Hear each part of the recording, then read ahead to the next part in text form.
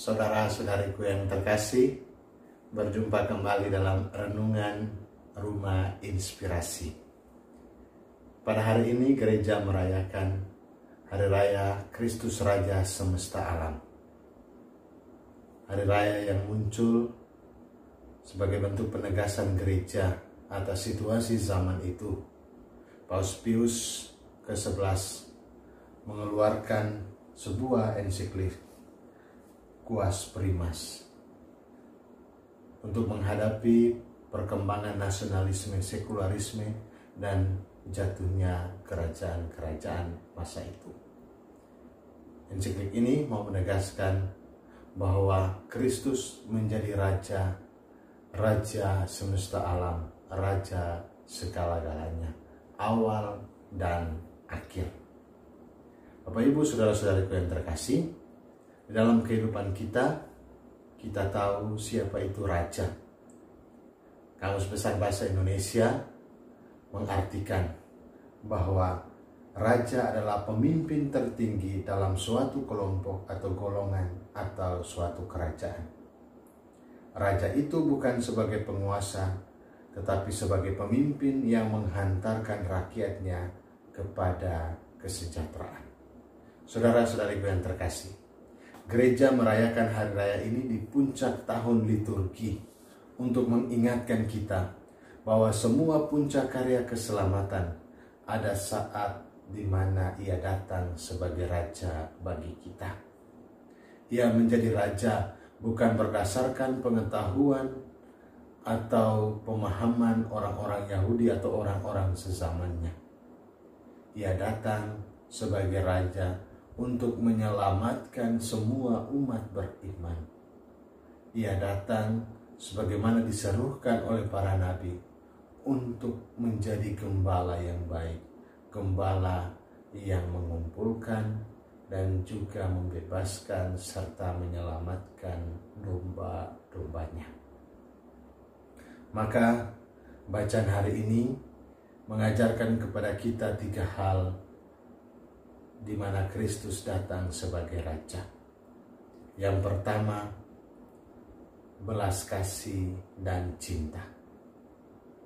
Ia datang bukan sebagai bos atau penguasa yang meminta atau memaksa, melainkan datang untuk mengumpulkan kembali mereka yang tercerai-berai. Ia hadir seperti gembala yang menjaga kawanan domba, mencari yang hilang dan mengumpulkan yang tercerai-berai dalam satu kawanan. Bacaan pertama pun dengan jelas menunjukkan hal itu dan mengatakan ia datang untuk membalut luka-luka, membawa pulang yang hilang dan tersesat, dan bahkan yang gemuk dan kuat dilindungi dan dijaga. Yang kedua, Kristus datang sebagai raja menjadi pembebas umat manusia. Ia datang untuk membebaskan kita dari segala siksa dan penderitaan. Ia menghibur kita dan menjanjikan pembebasan dari maut. Ia telah menjadi sulung bagi kita dengan kebangkitan dan menjanjikan kehidupan kekal. Maka jelas ia menjadi gembala yang baik, gembala yang berani menyerahkan nyawanya untuk domba-dombanya. Yang ketiga, ia datang sebagai hakim.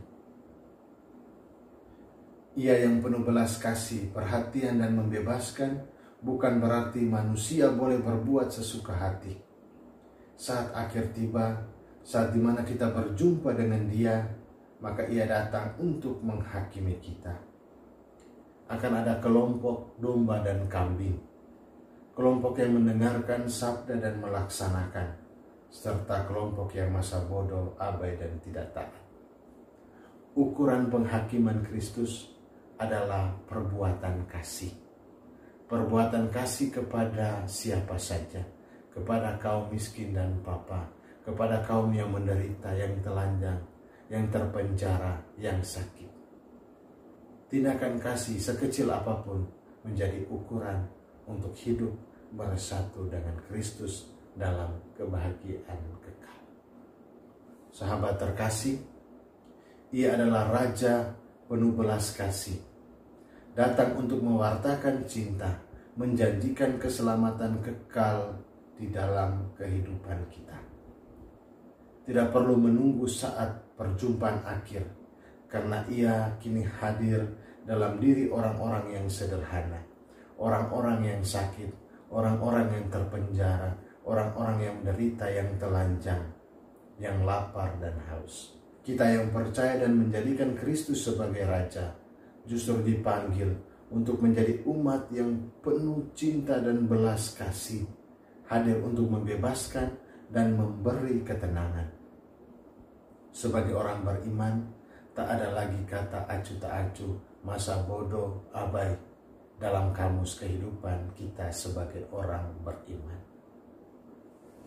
Maka saudara-saudariku yang terkasih, pada hari raya besar ini, biarkan Kristus meraja di dalam hati kita. Ia adalah pemimpin dalam hidup kita.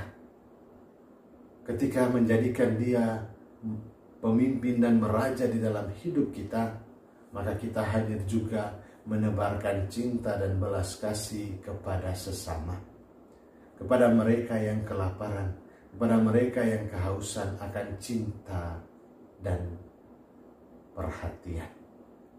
Kita hadir dengan semangat pembebasan kepada mereka-mereka yang terpenjara oleh luka, terpenjara oleh sakit hati, terpenjara oleh masalah-masalah dan persoalan di dalam hidup. Kita juga hadir untuk memberi ketenangan kepada semua orang dengan pelukan kehangatan dan penuh cinta.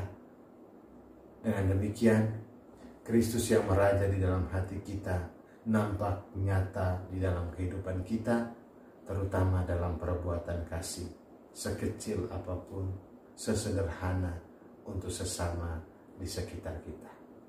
Semoga saudara-saudari sekalian, kita semua senantiasa diberkati, membuka diri menerima Kristus di dalam hati kita.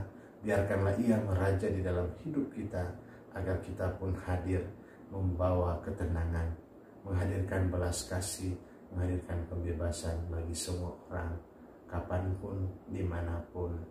Tuhan memberkati.